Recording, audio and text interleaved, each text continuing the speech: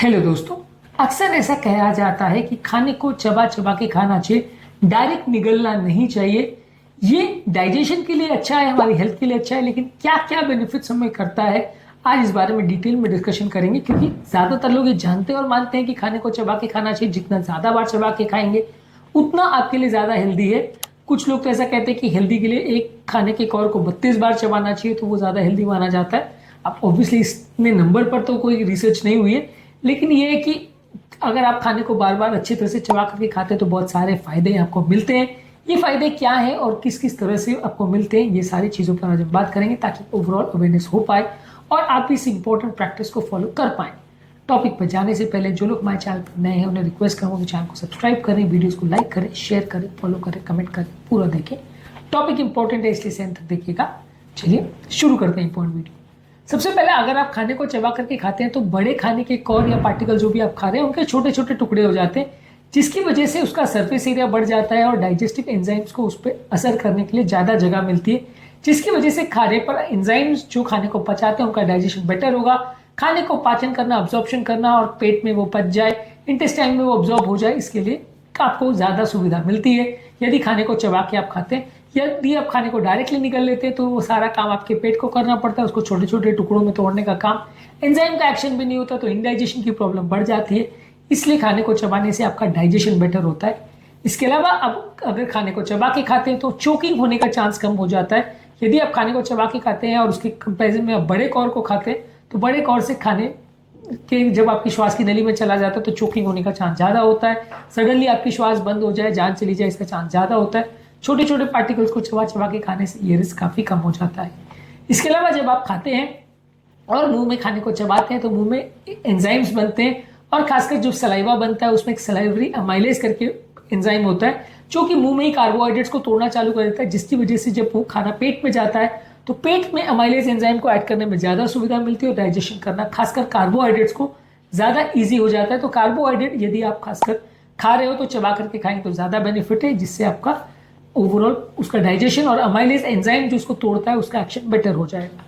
इसके अलावा खाने को चबा के खाने से खाने में लुब्रिकेशन होता है।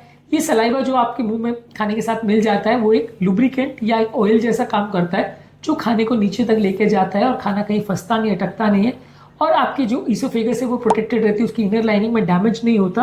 तो खाने को चबाने से हार्ड पार्टिकल्स वगैरह भी अगर है तो आपकी नली को डैमेज नहीं करेंगे, लुब्रिकेशन का काम करेंगे और आपकी इंटेस्टाइन्स या आपके नली को प्रोटेक्ट करेंगे ताकि शार्प पार्टिकल्स या हार्ड चीज़ें अंदर डायरेक्ट ना चली जाए और अंदर की सॉफ्ट स्मूथ लाइनिंग को डैमेज ना कर दे। इसके अलावा आपके सारे एंजाइम एक्शन ज़्यादा बेटर ऐड करते हैं मैक्रोन्यूट्रिएंट्स में, खासकर कार्बोहाइड्रेट्स, फैट्स, प्रोटीन का डाइजेशन और उनका अब्जॉर्प्शन बेटर हो जाता है यदि आप छोटे छोटे टुकड़ों में खाने को चबा के खाते हैं। जितना ज़्यादा देर तक आप चबाएंगे, जितना ज़्यादा बार आप खाने को चबाएंगे, जितने ज़्यादा छोटे पार्टिकल्स में आप खाने को क्रश करेंगे उतना काम ये ईजी हो जाएगा।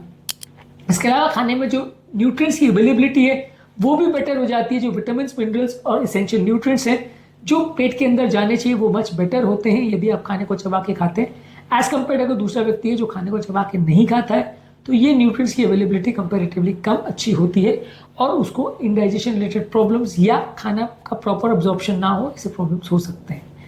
इसके अलावा खाने को चबा चबा के खाने से आपकी भूख शांत होती है, आपको पेट भरा हुआ का एहसास होता है। यदि आप खाने को डायरेक्ट निगलते तो ज़्यादा मात्रा को खाने के बाद आपका पेट जब स्ट्रेच होगा तब ब्रेन को मैसेज जाएगा कि पेट बहुत भर चुका है, तब तक आप बहुत ज़्यादा मात्रा में खा चुके होंगे जो कि आपका वजन बढ़ाएगा। और इसके बदले यदि आप खाने को चबा चबा के खाते तो डायरेक्ट जॉ मसल से ब्रेन को मैसेज जाता है कि आपने बहुत ज़्यादा खाना खा लिया और अब खाने की आवश्यकता नहीं है, जिसकी वजह से आपकी भूख शांत हो जाती है और आप और ज़्यादा खाना नहीं खाते हो।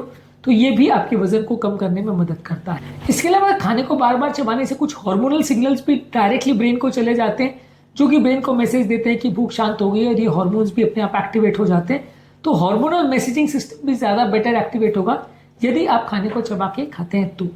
इसके अलावा आपके दांत और आपकी मसूड़े बेटर रहते हैं और उसमें प्लाक का बिल्डअप कंपेरेटिवली कम होता है। ओवरऑल हाइजीन जो है वो बेटर हो जाता है यदि आप खाने को चबा के खाते हैं और आपके ओवरऑल जो सलाइवा फ्लो रहता है तो वो मुंह में मौजूद जो एसिड्स हैं या मुंह में मौजूद जो खराब पार्टिकल्स हैं उनको वॉश अवे करके ले जाता है।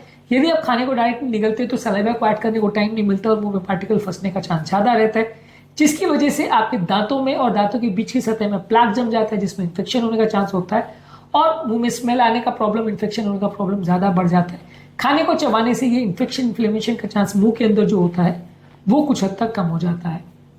इसके अलावा खाने को चबाने से जो खाने के मौजूद फ्लेवर्स है वो आपको ज़्यादा बेटर पता चलते हैं, खाने का टेक्सचर, खाने का प्लेजर आपको ज़्यादा मिल पाता है, जिसकी वजह से खाना आपको एक ज़्यादा सेटिस्फाइंग एक्सपीरियंस दे पाता है एज कम्पेयर टू जो स्नैक्स को आप डायरेक्टली निगल जाते हो।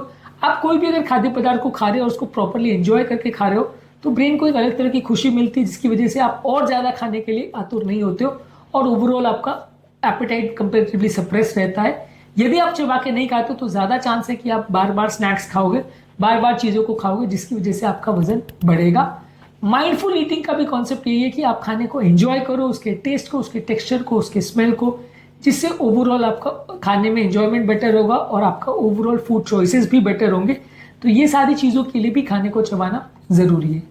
इसके अलावा आपके इंटेस्टाइन की प्रोसेस के लिए, आपके डाइजेस्टिव सिस्टम के लिए बेटर है। जो लोग खाने को चबा के नहीं खाते उनको इनडाइजेशन, ब्लोटिंग का और पेट में दर्द का प्रॉब्लम ज़्यादा होता है, तो इसलिए खाने को चबाने से आपको ज़्यादा फायदा मिलेगा। और गैस्ट्रोइसोफेजियल रिफ्लक्स डिजीज, जो कि पेट के अंदर मौजूद खाना जब मुंह की तरफ आने लगता है और उसकी वजह से आपको एसिडिटी और मुंह में खट्टी डकारें आती है, ये प्रॉब्लम भी कंपेरेटिवली कम होता है जब आप खाने को चबा के खाते हो। तो छोटे छोटे स्मूथ पार्टिकल जब आप खाते हो तो वो अन्नली से डायरेक्ट पेट में चले जाते हैं, उनका मूवमेंट स्मूथ रहता है और अन्नली पे कोई इरिटेशन नहीं होता या वहाँ पे कोई बैकफ्लो होने का चांस कम रहता है।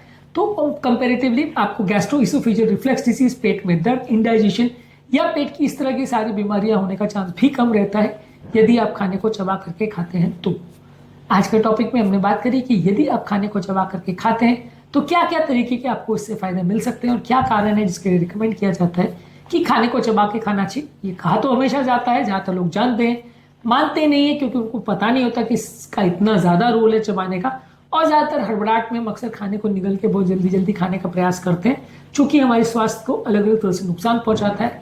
आज के टॉपिक का टेक होम मैसेज है कि खाने को चबा के खाएं, बार बार चबा के खाएं, ज़्यादा टाइम लेके खाएं। आपका भले 5-10 मिनट टाइम एक्स्ट्रा इसमें वेस्ट होगा, लेकिन आपकी हेल्थ के और आपकी बीमारी से रिलेटेड बहुत सारे प्रॉब्लम से आपको बचा सकता है, आपकी ओवरऑल हेल्थ और मेंटेनेंस को काफ़ी बेटर कर सकता है। तो आज के टॉपिक में हमने बात करी खाने को चबाने की इंपॉर्टेंस के बारे में। उम्मीद करूंगा कि आज के टॉपिक में कुछ नई बातें जानने को मिली होगी। जो लोग हमारे चैनल पर नए हैं उन्हें रिक्वेस्ट करूंगा कि चैनल को सब्सक्राइब करें, वीडियोस को लाइक करें, शेयर करें, फॉलो करें, कमेंट करें पूरा।